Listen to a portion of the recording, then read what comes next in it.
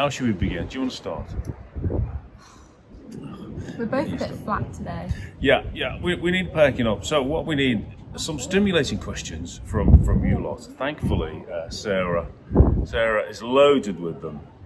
So should we just rattle through them? Should we just smash straight through it? Yeah, go on. Yeah. It's just, I think it's the weather. Yeah. Well, I'm feeling better already, though. We can see the sea. We're at the sea. I wish you could see what we could see.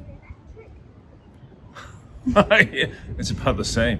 All right, let's just smash through it. So last week we focused on one pool. Yeah. And this week we're going to go back to the old way of doing it because I think we were both very confused, wasn't we? Wasn't we? Weren't we? No. I'm confused. Only because we didn't have all the information at the time. But it was good. Yeah, no, I think it was good. I think we should have Good explored exercise. a few issues with problem pools. Yeah, that was the disaster. Right, let's just go straight into it. So these are the ones I've got from YouTube. Yeah. So Mr. Robert Batchelor. Hi, Robert. I thought the audio was better at first. LMAO. Sorry, I just put that in just to be Oh, I see. Just to annoying. wind me up. Yeah. The sound. Well, we're not going to go on, but basically We've had a whole spiel about the sound. Okay. All right. Okay. Cheers, mate. Bye. Thank you. Bye for now. Well, one member of our audience has left. Bored already. Our number one fan was like, Okay. not with that. Poor bloke. Anyway, so what's the question? All right, next question. James Holt. Hello, Sarah and David. Sarah, love the comedic sidekick co-host. Is that me? No, he specifically said Sarah. Oh, he I did love say the Sarah. Comedic sidekick co-host. Okay. All right, that was just another one of those. Yeah. The next one we have from Jonathan Marinetto saying, Sarah, you brighten my day. Oh, are we going to get any questions about ponds? All right, back to James Holt. Yeah. So, following on from what he said, which was lovely, thank you. He said, I live in Georgia, USA. We want to put in a natural organic pool. How can I get your PDFs? We've had a few questions about PDF. I'll put the link under this film when it's on YouTube, and we'll do it for other social media. Yeah, as well. we'll do that. Yeah. I think that's a good idea. We've had quite a few people ask. Yeah. Basically, it's organicpools.co.uk. I did the website myself, so it's rubbish. Someone did actually, we received another message from someone, I cannot remember which country and I cannot remember your name, but PayPal's not allowed in their country, so how would they go? Oh, I've done the same thing again. Oh. It's fine. Okay, sorry. I've made this. There we go. We were talking about sort of sound issues before. I swear you've done this on purpose. And I've done the same mistake again. So, Mr. I've Robert not had the Batchelor, proper. those first 4.5 minutes were for you. Yeah, that's right. Really loose sound. Let's hope it worked. Anyway. Back to my question. Yeah. PayPal isn't allowed in all countries, and to buy the PDF, you do need to have a PayPal account. Oh, I know. So how would someone go about getting the PDF if they cannot? Is there a way to directly transfer you the money? Yeah. I know. This is this is something I need to sort out really. I think I need to look into that. Yeah. Ideally, it'd be good to have an option which is alternative to PayPal. Let me think about that. Have a little think. Yeah. All right, Jonathan Martinetto. How is the water situation in England? Are you able to keep the pond full? Oh, very good question. My pond has been really low. I've just been using rainwater to fill it up. And this summer has been the most horrendous drought. So the water level has dropped unbelievably, basically about 2 foot or about 50, 60 centimetres. Can't fit that. Now we've had lots of rain this last month. It's starting to fill back up, but it's still nowhere near full, which is good. It'll replenish over the winter. But it's one of those things where you think, oh my goodness, the water level's going down so much. It was still usable, you can still get in it. But people think that the water level needs to be constant to keep the plants alive and whatever. But actually, that transient shoreline is really good for ecology. So I just ride it out, just let it get shallower and shallower, and eventually, even if it takes wait until the autumn, it'll fill up again. But sometimes it takes a bit of discipline to stick with it and just go with the rainwater option, because ultimately that's the best. In the UK, if you fill it up with tap water or top it up with tap water, all you're doing is introducing phosphates, because they add phosphate or phosphoric acid to the water supply to inhibit corrosion and actually lead dissolving in the system. So, but the phosphate is basically a fertilizer for algae, so you want to not use it. So rainwater is far better. So just stick with harvesting as much rainwater. And I've done quite a few films on rainwater harvesting. Well, I say quite a few. I think I've done 2. Yes. Or 3. There we over the go. years. So rainwater harvesting, that's the key thing. What about Brita water? Sorry, what? Brita water? You know the Brita jugs? No. The water filters. Oh, water filters. Like, Oh, you know, in your kitchen you have the jug. oh, I with the see. filter. Oh, What those if you- things. Yeah. Does that take out the phosphate? It probably does. I don't know. Well, what there it you go, takes. guys. Probably. It'll cost you about Get those single-use about plastics and £200,000 to filter the water with one of those. Actually, they only last a couple of weeks, don't they? Even for doing a bit of tap water. I don't. I just no, drink tap just water. go with nature. Forget your Brita jugs. Sweet. This rolls on to the Sweet. next. This rolls on to the next question. It sounded a bit rude. Sorry, I didn't mean to. Yeah, say you that. did. You just. I'm honestly, I'm an emotional wreck right now, and David, you just need to. Oh, sorry. Yeah. Okay. Okay. Yeah. Yeah. Next Told up, off. next up is Mike Saber. Love Hi, your Mike. channel. Thank you for all the info. I have a natural pond that is not filling with water completely, only the bottom 1 to 2 feet by the end of summer. There is wildlife established with many plants and frogs. It's around 30 by 50 meters. What would you do with it? So maybe he lives in a hotter climate or something. What did he say? He was in the UK. No, this is the new one. Okay. This is Mike Saber. Mike. So he has a 30 by 50 meter pool, lots of wildlife with Yeah. plants and frogs, Well, but only filling up by 1 to 2 feet end of the summer. So it's only 1 to 2 feet deep, the whole thing. Yeah, by the end of But the it's summer. still got plants in it. Sounds Yeah. like this is like a natural, just a pond, not. Well, he built. does say a natural pond that is not Oh, filling I with see. water. Yeah, yeah. Ah, yeah. Okay. But So it's so it's huge. not built. Yeah. So it's not built as an organic swimming pool. It hasn't got a separate swim zone and separate regeneration zone. Yeah.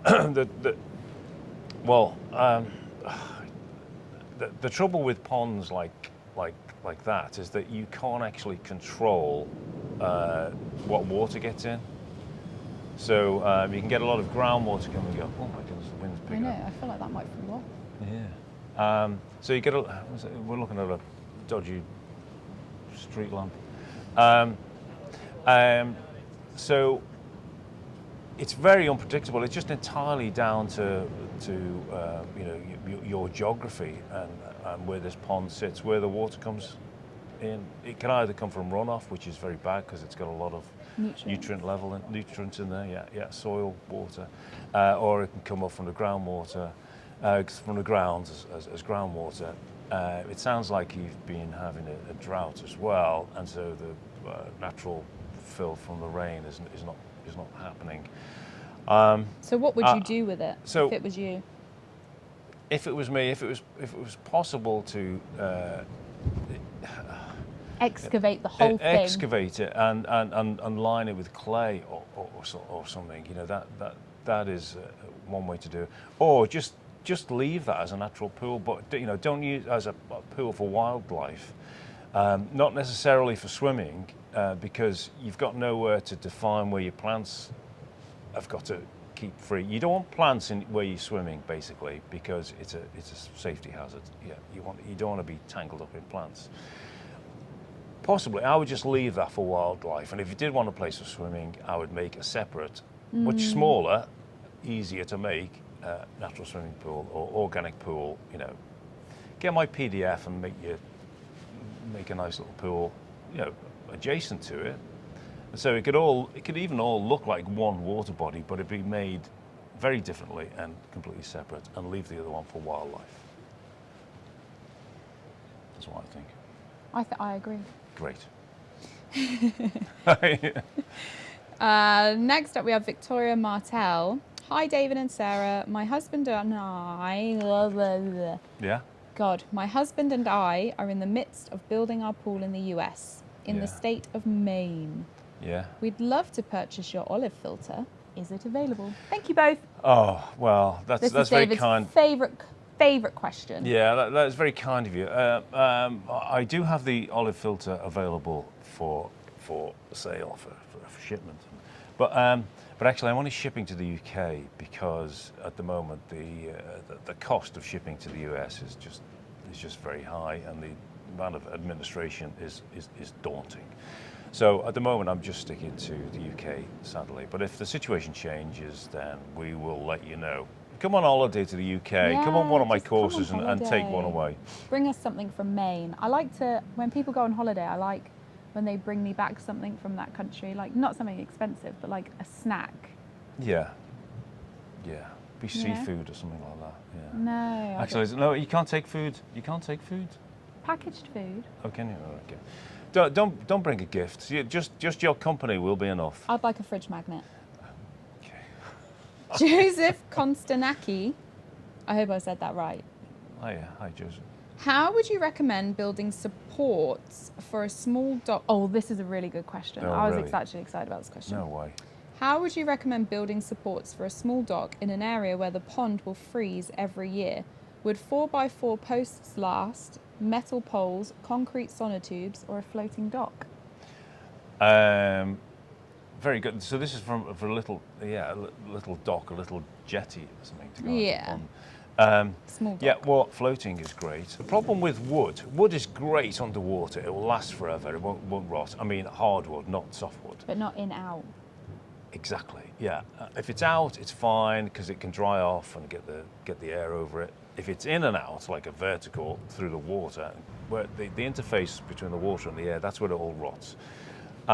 So just for that vertical bit, you could use. Actually, we're sitting on these benches at the moment, which are made of recycled plastic wood. So those would do. You could, like me, just go with it. You're just using oak sleepers, and they're made into a frame, and just go with it to say, okay, they are going to rot, but it's going to take. Well, mine have been going over 10 years, like 15 years or something. So I could, they're still fine. So, in a few years' time, I'll probably have to replace them. So, a good piece of timber could last 20 years. But plastic would be a good alternative. I have made structures in the past with just 4-inch plastic pipe, and fill that with concrete, and it makes a really rigid, strong post. What about metal poles? Not really great. Concrete sonotubes? Concrete, what, sorry? Sonotubes? I don't know what they are, but that's fine. Concrete. Yeah. Well, that sounds, I wonder if it's sort of similar to the thing I'd come up with a... Should we Google it? Intermission. Oh, see, my goodness, they're maybe not that big, they're massive. But look, there's little ones too. See? Oh, right. Oh, you know what? That independently, yeah, I've just seen pictures of those things. Concrete tube, yeah, fine, yeah. Banging. You can sort of DIY, just plastic pipe. So you end up with a black. Well, if the pipe is black, a black pipe coming out of the water, supporting the wooden. Actually, beams. It's not joists. Yeah, joists that will then. Sorry, they could go that way over the. They could go that way. I could fit them on. Sonic. Oh, I can't even speak anyway. Just stop. Joists. We get it. You get it. Yeah. Don't use. Thank you. It's preferable, unless it's hardwood. Just, I think go for concrete. I think that'd be quite cool to see, actually. Yeah. Or plastic wood. Yeah, recycled plastic. Recycled plastic. Hopefully that answers your question. Yeah. We're really flat today, aren't we? Like, it's just, I think it's the overcast weather. Yeah. Yeah. I feel like I could get hit by a car and I wouldn't even care. Oh, no, don't say that. Right. Okay, next up, hopefully no one's a doctor here because they'll probably put me in hospital. Overmill project. So this is from Instagram. This was a message actually that we received. So at Overmill project, I think your name's Alex. Hi David and Sarah, a potential question for one of your future Q&A sessions. Could you explain the benefits and or problems of the liner going up and over the walls surrounding the swim zone and bordering the regeneration zone? Over building a wall made of sandbags, wood, sleepers on top of the liner? It's a good question. You can do it either way. If you're going slightly up over the wall and then down the back, you obviously use a bit more liner. Yeah, that's what he's. Yeah. So when you add the cost of that, added whatever 60, 70 centimeters to each side, and then square it, you probably find it's a few £100 more for the price of your liner. The other thing is, if you're using a single sheet piece of liner, then it just makes there's a lot more folding going on. Basically that vertical face, you've got to compensate for the extra line there if it's a single sheet. And anyway, so the fold is a lot bigger in the corners than would be if you restricted it down to 1 meter, because now it'll be like 1 meter 30, 40 or something. So you end up with more excess liner in the corners. So it swings and roundabouts. It's slightly more expensive and a bit more fiddly to do, but the benefit is you don't have to make another wall. The important thing also is that the liner will be visible. It'll be still on the water, but it'll be closer to the surface, so it'll be more visible. And whether you like that or not, if you have it just at 1 meter high, it's less visible, and then you've got a nice wall that's made of timber or stone or whatever on top of that. So, yeah, it will work. It will work. It's just a matter of choice, balance. He then did go on to say, also, have you revised alternative to cement-filled sandbags on top of the liner if one goes down that route? Sandbags are such hard work to fill. I tend not to use them very much anymore. Timber is an alternative. Blocks, stonework. Just a question. This could be really stupid, but what about, like you get the armour rocks at beaches? Yeah. What about small versions of those, or does it need to be completely?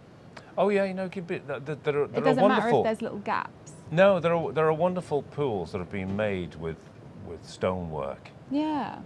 And all laid beautifully. So stonework. There's a few is options an alternative. out there. Yeah. Our final question, which I think will obviously be based on where, is, hi David, just a quick question. Oh, this from Judith Gering. Hi Judith. Judith. Do you need planning permission for a swimming pond? Please, thanks. I've got no idea. You just have to ask. If you're concerned about it, you have to ask your local council. Yeah. Or if you're abroad, whoever is in control of planning and construction, I guess. Yeah, whether you get a ticket for it, which is what it's called in the US. You would think that because you could say it's down for conservation and wildlife and stuff like that, that you'd more than likely get it. It is a wildlife pond that you are making. If you're making it to my design, it's also available to jump in and cool down in. It's like Jeremy Clarkson and all of that good work he did on that farm. Yeah, I've never even seen the programme, but I can just imagine it's probably a complete wreck. It is actually very funny. He's hilarious. Yeah. He kind of, I don't know, you get called James May a lot, don't you? Oh, yeah. Maybe I'm the Jezza and you're the James May. Yeah. So we do have an upcoming course. I think it's in 2 weeks. Oh yeah, in time. about 2 weeks' time. Yeah, yeah. By the here looks in of Norfolk. it, there's only one person going, so it's Yeah. going to be a very intimate, Yeah. filled session workshop. Yes, that's Because- there's not many people I want, but he's apparently a stuntman for I feature think it's films. going to be really interesting. So I'm gonna get him to do some of my my stunts in my films. And I'm going to be the camera lady. I think it's going to be I haven't banging. asked him yet. He'll do yeah. it though. Yeah, yeah. So, Stuntmen are yeah. always ready for a stunt. Yeah. It's the first thing So they teach you in stunt school. Is it? I went for 2 years. What is that explain your stunted behaviour? My stunted growth. Yes. I bet your stuntmen are just fed up with those jokes. Yeah, probably. Yeah. I won't say it. yeah. I promise. I'm not going to. I mean, drop your questions below. You know exactly what to do. We're going to link the PDF for you. Maybe David can edit in a screenshot of the website and then circle where to find the PDF. We'll see how he's feeling about that later. My goodness, that's a challenge. Yeah. But no, I think this is a good one. We'll try and Oh. be perkier for you next time. Yeah. It's just been miserable. Yeah, it's But just hopefully we've brought a bit of light colour and laughter into your lives. laughter. Yeah, a lot of laughter. Laugh at us, not with us. Yeah, that's more like it. Yeah. Anyway, until the next time. Laters. Swim with. Oh, that's not swim with dragons, is it? Dance with the frogs. No, it's not. Embrace your inner inner frog. frog. Toodles. Let's get it right. Bye. Toodles.